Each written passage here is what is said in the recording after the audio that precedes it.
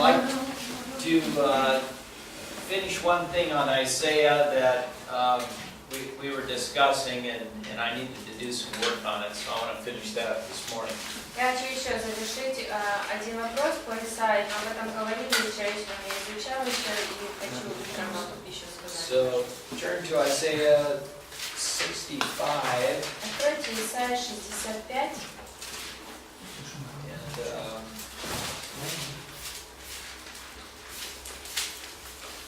very end of the chapter. В самом конце главы.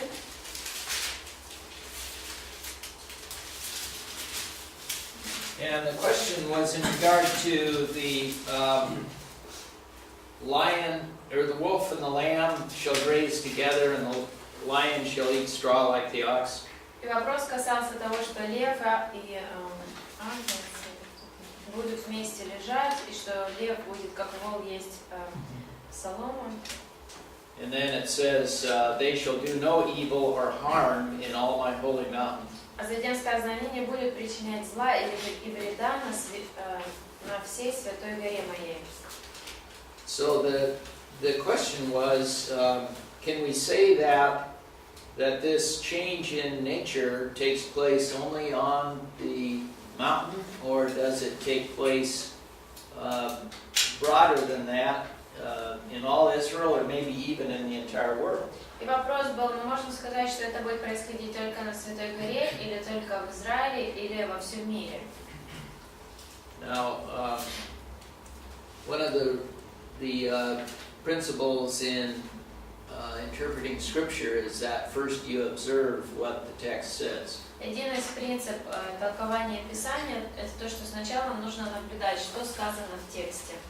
And if we read this verse, it does say, they shall do no evil or harm in all my holy mountain. И действительно, если посмотреть на текст, то там написано, что не будут совершать зла или вреда на всей святой горе моей. Now, it doesn't say that they'll do no harm, that they will do harm other places. Не сказано, что они будут совершать вред в других местах. But it definitely makes a statement in my holy mountain. Но однозначно здесь говорится на святой горе моей. So I did some work on this last night. Итак, вчера вечером я немного поработал над этим вопросом. Which is always enjoyable, because when you try to find answers to questions like this, you learn a lot. И это всегда хорошее время, потому что когда ты пытаешься находить такие вот ответы, то многому учишься. So I will tell you what I concluded and why, and you can think about it for yourself. Я могу вам сказать, к какому выводу я пришел, объяснить почему, но вы каждый для себя можете сам свои выводы вывести. So the first thing I want to mention is that there's a focus on the holy mountain on Zion. Первое, что я хочу сказать, это то, что особое внимание уделяется святой горе Сиону. And we've seen this many places. It says a mountain shall rise up and the Lord will come there. И мы это видели, в многих отрывках сказано, поднимется гора, и Господь придет туда. And nations stream to the holy mountain. И народы потекут к святой горе. The holy mountain is kind of like the place where there's a spotlight. There's a spotlight right on that location. И вот эта святая гора, она остается как в центре внимания. Прожектор светит на нее. Or we could really say the opposite. Jesus is there and the light shines out from there. Или же наоборот, мы можем ту же самую идею сказать, что Иисус находится там, и свет с нее сияет вокруг. So that holy mountain, the idea of the holy mountain is prevalent in the Bible. В Библии преобладает идея вот эта о святой горе. The other place that we looked at was Isaiah chapter 11, so let's turn to that. И мы также тогда еще с вами посмотрели Исаию 11 главу, давайте сейчас откроем.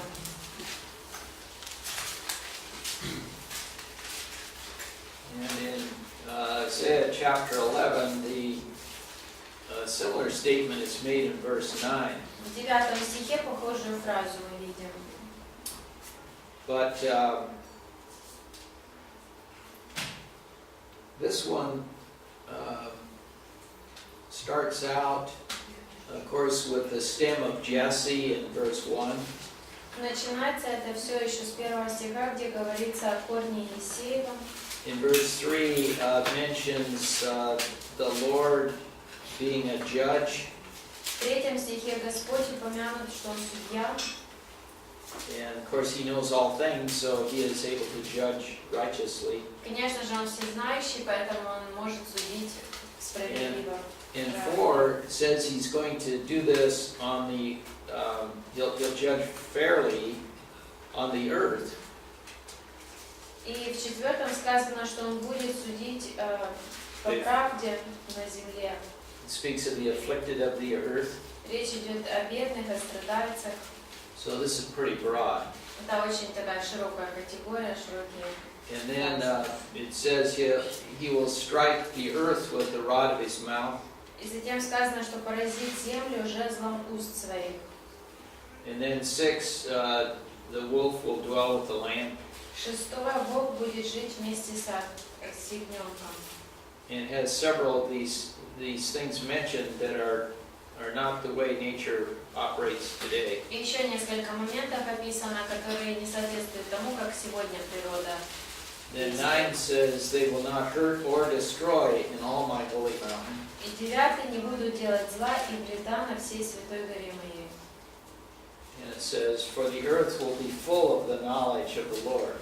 И сказано затем, ибо земля будет наполнена ведением Господа. And so the last part of 9 seems to broaden the suite to the earth. И похоже, что вторая, последняя часть 9 стиха этот принцип расширяет до масштаба всей земли. And 10 also mentions that the nations will resort to the root of Jesse. В 10 сказано также, что к корню Есееву все народы обратятся.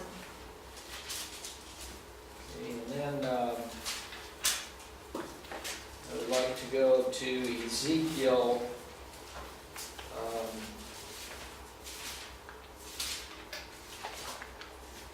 34. Теперь я хочу, чтобы мы посмотрели Иезекииль 34. Here it's talking about in 34.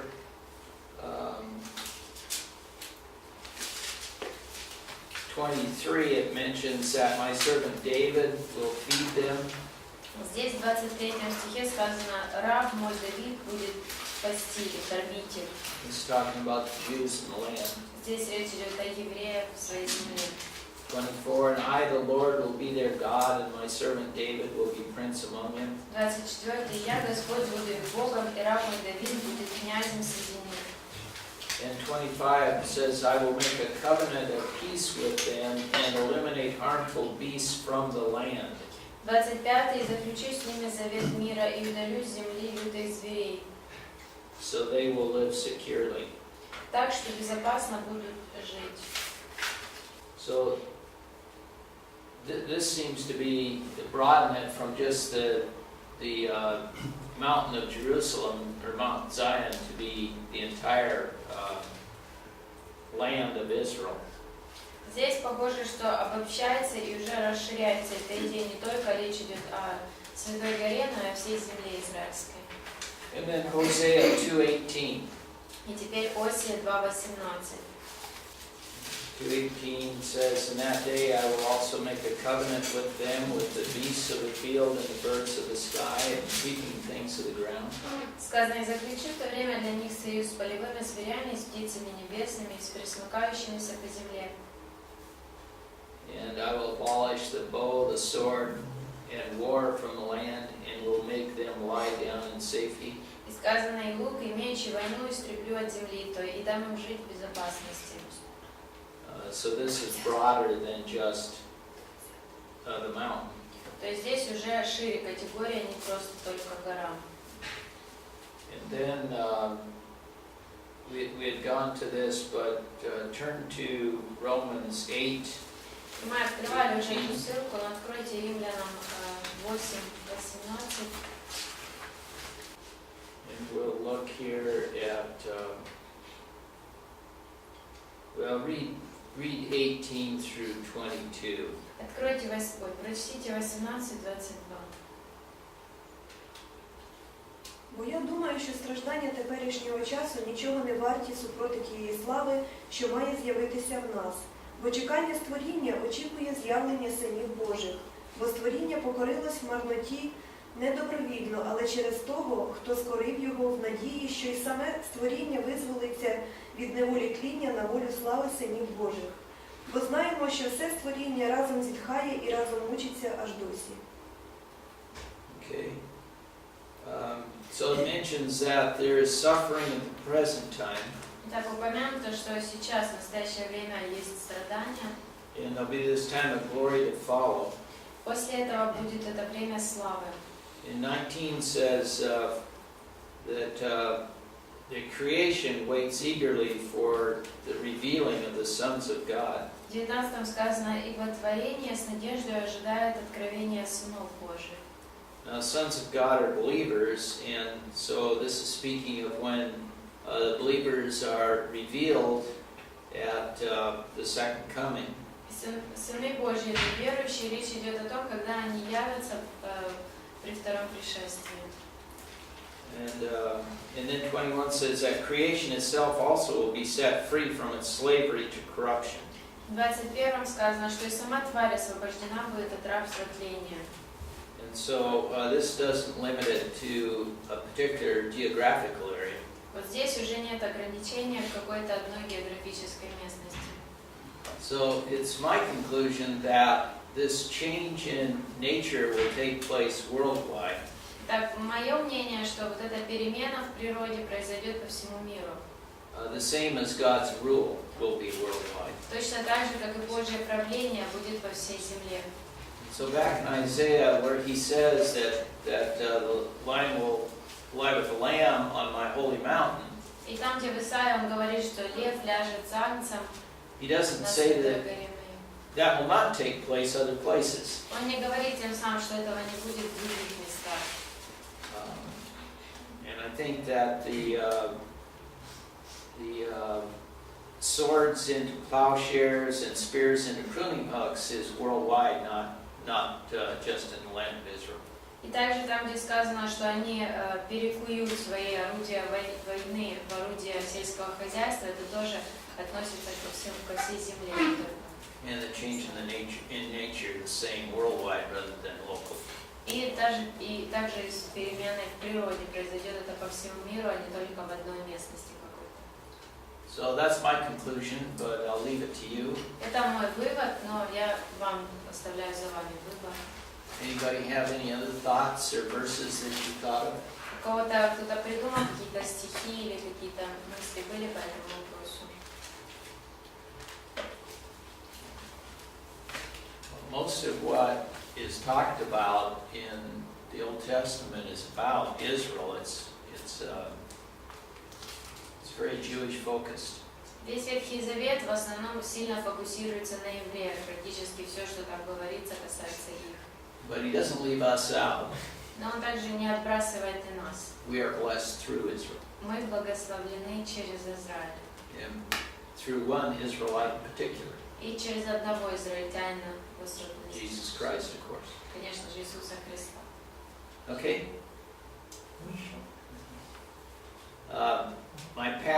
The pastor at home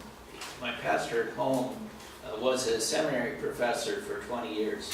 Мой пастор дома он 20 лет был профессором семинарии. And he taught hermeneutics, how to interpret the Bible. И он обучал герменевтике, тому, как изучать Библию. And every time he'd start his class, he would say, observe what the text says. И каждый раз, когда он начинал урок, он говорил, наблюдайте, что сказано в тексте. And when he retired from the seminary, he was given a plaque. What's a plaque? A little thing says, thank you for serving for 20 years at... И когда он уходил уже на пенсию, ему дали какую-то, не знаю, не грамоту, но какой-то. And it had an inscription on it. И там было «Спасибо, что вы служили столько лет», и там была еще надпись. What does the text say? Что сказано в тексте? So I always appreciate it when somebody reads the text and says, this is what the text says. Поэтому для меня всегда ценно, когда кто-то читает текст и говорит, вот что написано в тексте. And all of us miss things, don't we? И все мы что-то упускаем.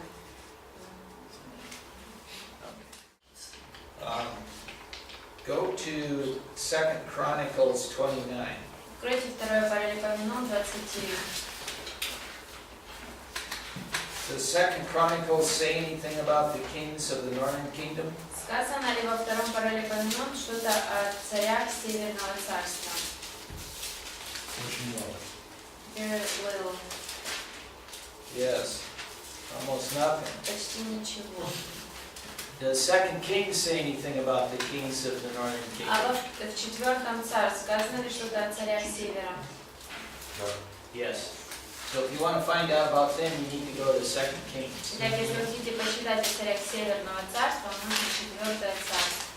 2 Chronicles talks about both the northern and southern kings. Второе Паралипоменон, там говорится, Second Chronicles, 2 Chronicles. там Well, говорится, no, 2 Kings does. там в четвертом царстве говорится о царях как севера, так и юга.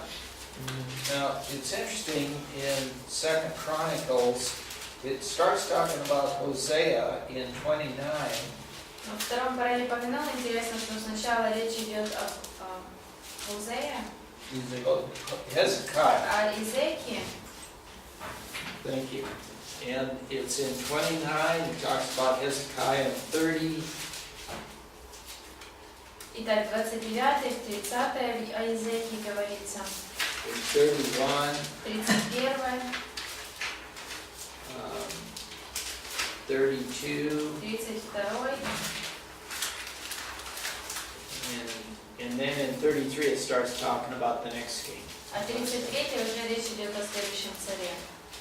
So there are several chapters that cover Hezekiah's reign. Итак, несколько глав выделено на то, чтобы описать правление Изекии. And the reason is that he did a lot of reforms. И причина, почему так, это потому, что он провел много реформ. So his father was a terrible king, a sinful king, and there was a lot of reforming after him.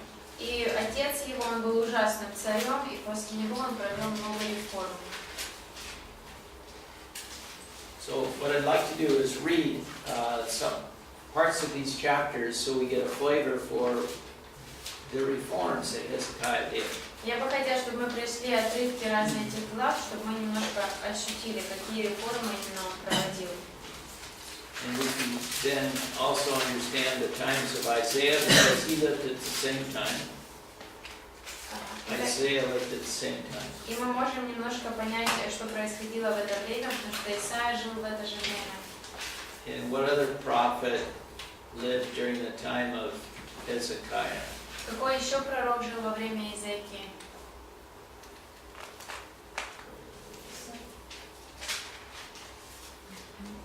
Уже мы Исаия сказали. Майка. Micah, but who else? Конечно, не очень. Micah, Isaiah, and who else? Михей, Исаия, кто еще? Много. Нейхам. Yeah. Хозея.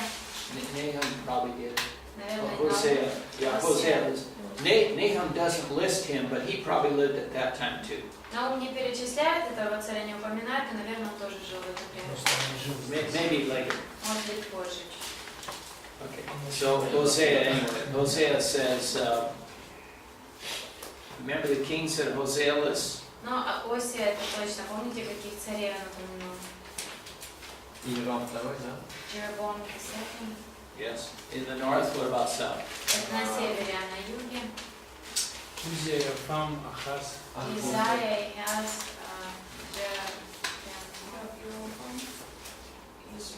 Same as Isaiah. те же самые цари, которые в Исаии. Okay. Okay, so let's go to 2 Chronicles 29. Итак, давайте 29 главу откроем. Второго Паралипоменона. And read 1 through 5. С 1 по 5 прочитайте. Єзекія зацарював у віці 25 літ, на 29 літ царював він в Єрусалимі, а ім'я його матері Авія, дочка Захарії. І робив він угодне в Господніх очах, як усе, що робив був його батько Давид. Він першого року свого царювання, місяця першого відчинив двері Господнього дому і поправив їх. І привів він священників та левитів і зібрав їх на східню площу. Та й сказав їм: послухайте мене, левити, освятіться тепер і освятіть дім Господа, Бога ваших батьків, і винесіть нечисть із святині.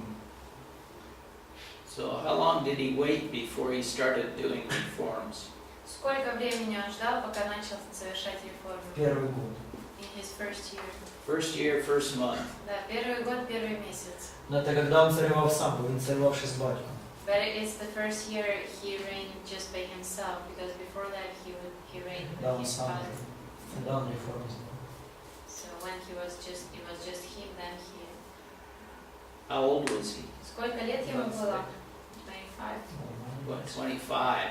So he's a very young man, Так очень молодой, еще молодой человек, but he was very courageous to do this. но он очень храбрый был, чтобы такое проводить. Imagine in verse 5 he says, "Listen to me, O Levites." В 5 стихе он говорит: послушайте меня, левиты. Probably a lot of them were a lot older than he was, А, наверное, многие из них были намного старше его, but he's a leader, но он лидер, and he knows what needs to be done, and so he makes sure it gets done. он знает, что необходимо делать, и он делает это. Okay, let's read 5 through 11. С 5 по 11 давайте прочитаем. We read 5, didn't we? 5 прочли, да? Yeah, 6 through 11. С 6. Наши отцы поступали беззаконно, делая зло в глазах Господа, нашего Бога, и оставили его. Они отвернули свои лица от жилища Господа и повернулись к нему спиной. Они заперли двери в притвора и погасли светильники. Они не возжигали благовония и не приносили всесожжений в святилище Бога Израиля. За это Господний гнев обрушился на Иудею и Иерусалим. Он отдал их на позор, на опустошение и на посмеяние, как вы видите своими глазами. Поэтому наши отцы пали от меча, а наши сыновья и дочери и жены в плену. По 9, да? По 11? По 11? Да, да, блин. Through 11, right? Yeah. А теперь я хочу заключить завет с Господом, Богом Израиля, чтобы его пылающий гнев на нас прекратился. Мои сыновья не будут же беспечными, потому что Господь избрал вас совершать перед Ним служение и возжигать жертвенные благовония. So he's a pretty impressive leader. Он довольно впечатляющий лидер. And he seemed to have a lot of boldness. Похоже, что у него есть много отваги, And that's from the Lord. которая идет от Бога. But remember Timothy? Помните Тимофея? He was timid. Он был скромный. You know, Paul had to tell him to be bold, and when you know something needs to be done, you do it. И Павлу даже нужно было ему говорить, чтобы он был смелым, чтобы если он знает, что нужно что-то делать, чтобы он шел и делал это. Okay, let's read 12 through 22 through 19. 12 through 19. 12-19 теперь давайте прочитаем. Oh, wait a minute. I'm not gonna. I won't have you read all these names.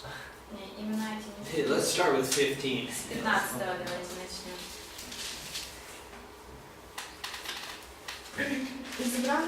І зібрали вони братів своїх, і освятилися, і пішли за наказом царським у справи Господніх, щоб очистити Господній дім.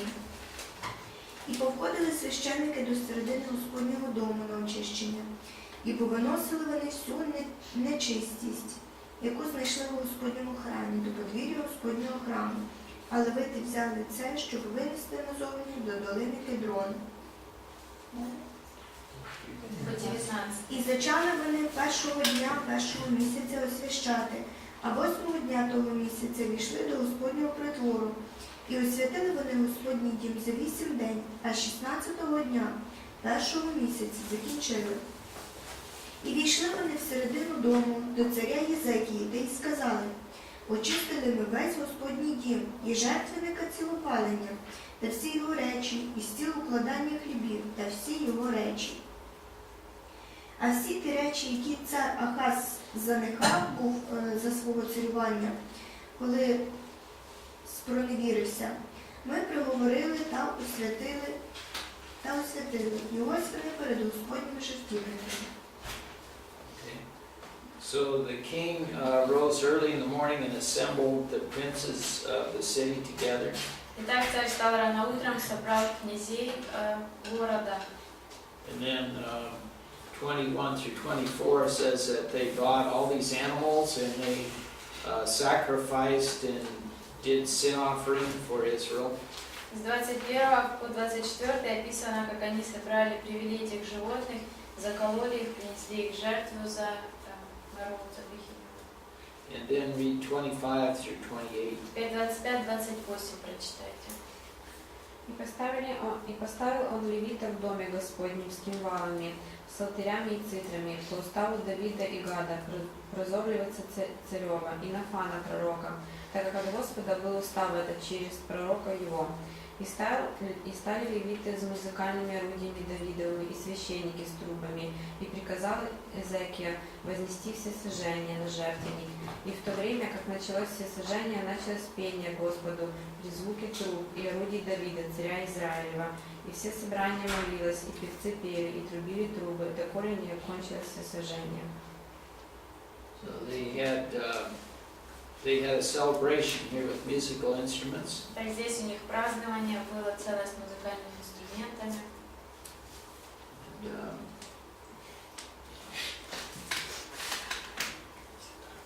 29 through 31.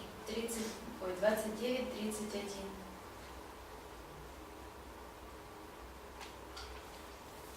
По окончании же всесожжения царь и все, находившиеся при нем, преклонились и поклонились. И сказал царь Езекия и князья левитам, чтобы они славили Господа словами Давида и Асафа прозорливца. И они славили с радостью, и преклонялись, и поклонялись. И продолжал Езекия и сказал: теперь вы посвятили себя Господу, приступайте и приносите жертвы и благодарственные приношения в дом Господень. И понесло все собрание жертвы и благодарственные приношения, и всякий, кто расположен был сердцем всесожжения. So it's about 300 years after David, but they're still singing the songs of David. Так, примерно 300 лет уже прошло после Давида, и они все еще поют его песни. And then it lists all these animals that were sacrificed. Затем перечисляются животные, которых они принесли в жертву.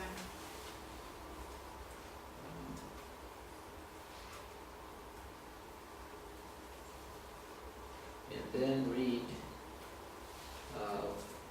36 through 30, verse 3.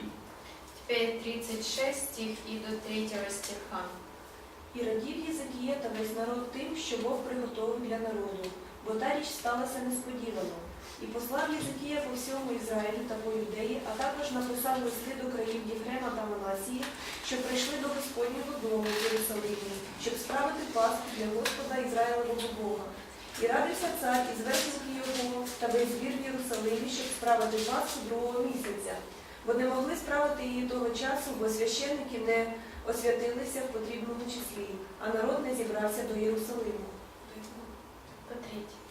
So Hezekiah was king over the southern or northern kingdom. Так, Езекия был царем южного или северного царства? Южного. Huh? South. South, yes. And at this time, where was this northern kingdom? What was going on with the northern kingdom? А в это время что происходило в северном царстве? Их завоевали. They were captives already. Yes, they were scattered all over Assyria. Они уже были разбросаны по всей Сирии. But a few of them had escaped. Но несколько из них смогли избежать and they were back in the land, и вернулись в свою землю along with people that the Assyrians were bringing in. вместе с теми людьми, которых привозили туда ассирийцы. And so these are the people that Hezekiah invites to come down to Jerusalem, И вот этих людей Ezekия приглашает прийти в Иерусалим, because it's in Jerusalem where they should worship. потому что поклоняться им следует в Иерусалиме. And they haven't been worshiping there, so he invites them down. И они уже какое-то время не поклонялись Богу, и он их приглашает прийти. And so read 3 through 6. Теперь с 3 по 6. Бо не могли справити її того часу, бо священники не освятилися в потрібному числі, а народ не зібрався до Єрусалиму. І була вгодна та річ в очах царевих та в очах усього збору. І вони постановили оголосити по всьому Ізраїлю від Беер-Шеви і аж до Дана, що приходили справити Пасху для Господа, Ізраїлового Бога в Єрусалим. Вони часто робили її так, як написано. І пішли бігуни з листами від царя та його зверхників по всьому Ізраїлі та Юдеї. Та за наказом царя говорили: Ізраїлеві сини, верніться до Господа, Бога Авраамового, Ісаакового та Ізраїлевого, і він повернеться до останку, позасталого вам із руки асирійських царів. And then read 7 through 12. Теперь с 7 по 12. І не будьте такі, як ваші батьки та як ваші брати, що спроневірилися Господеві Богові їхніх батьків, і Він дав їх на спустошення, як ви бачите. Тепер не будьте твердошиї, як ваші батьки, покоріться Господеві і війдіть до святині Його, яку Він освятив навіки, і служіть Господеві, Богові вашому, і Він відверне від вас жар гніву свого. Бо як ви навернетесь до Господа, то брати ваші та ваші сини знайдуть милосердя своїх поневільників і зможуть вернутися до цього краю, бо милостивий і милосердний Господь Бог ваш, і Він не відверне лиця від вас, якщо ви навернетеся до Нього. І сторожі все переходили з міста до міста по краю Єфремовому та Манасіїному, і аж до Заволона, та люди глузували з них і висміювали їх. Тільки люди з Асира і Манасії та Заволона покорилися і поприходили до Єрусалиму. So what was the response to this invitation? Итак, как откликнулись люди на это приглашение? They would laugh and... Okay. All of them? Все? No, a few came. Несколько, да, пришло?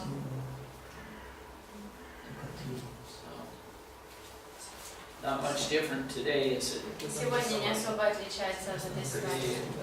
If you invite people to hear about God, most of them will not be interested. Если ты приглашаешь людей услышать что-то о Боге, то в большинстве своем людям это неинтересно.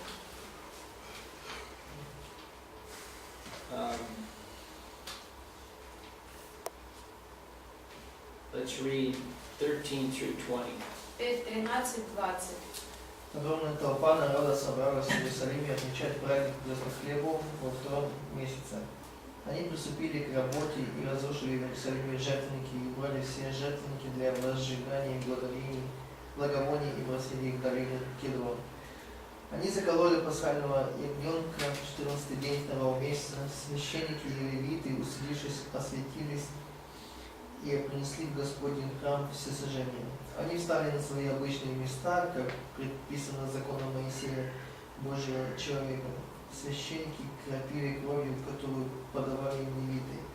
Так как многие в толпе не осветились, левитам пришлось закалывать пасхальных ягнят за всех, кто был ритуально нечист и не мог посвятить своего ягненка Господу. Большая часть народа, где было много паломников из рода Ефрема и Манасии, из Сахара и Заволона, не очистились, но ела Пасху, нарушая предписание. Но Ezekия помолился за них, сказав: «Пусть простит Господь, который благ, всякого, кто расположил свое сердце поиском Бога, Господа, Бога его Отцов. Даже если он поклоняется ему, будучи нечист по уставу святилища, Господь услышал Ezekию и исцелил народ». Okay. And then it lists thousands of animals that were sacrificed. Затем перечислено 1000 животных, которых они принесли в жертву. and read 25 through 27. Теперь 25-27 прочитайте. І радів увесь юдин збір, і священики та левити, і весь збір, що прийшов з Ізраїля, і приходьки, що поприходили з Ізраїлевого краю, та ті, що сиділи в Юдеї. І була велика радість в Єрусалимі, бо від днів Соломона, Давидового сина, Ізраїлевого царя, не було такого, як оце в Єрусалимі. І встали священники та левити, і поблагословили народ, і почути був їхній голос, а їхня молитва дійшла до оселі святого Його, до небес. Does it say anything about Isaiah or Micah or Hosea in here? Сказано ли здесь что-нибудь о Осии, о Михея, Исаии? No. Well, what part do you think they played? Как вы думаете, какую роль они сыграли в этом? Ну, его кто-то научил. Отец был нечестивым, возле него был учитель. Somebody must have taught him. Возможно, Исаия, он его родственник. Because his father was evil and И еще maybe Isaiah Захария, was his наверное, главный relative. священник, ну или кто. And Zechariah probably was the high priest. А Yeah. священник или первый священник. Ну, это у нас просто извышено, что делали сами его семьи.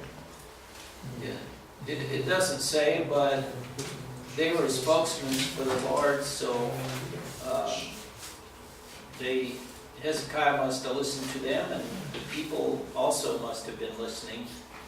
They sure responded positively. Здесь не написано, наверное, были какие-то глашатые от Господа, наверное, Иезекия слушал их, и народ, наверное, тоже слушал, потому что они так положительно откликнулись на телефон. Okay, we'll take a break. Давайте перерыв.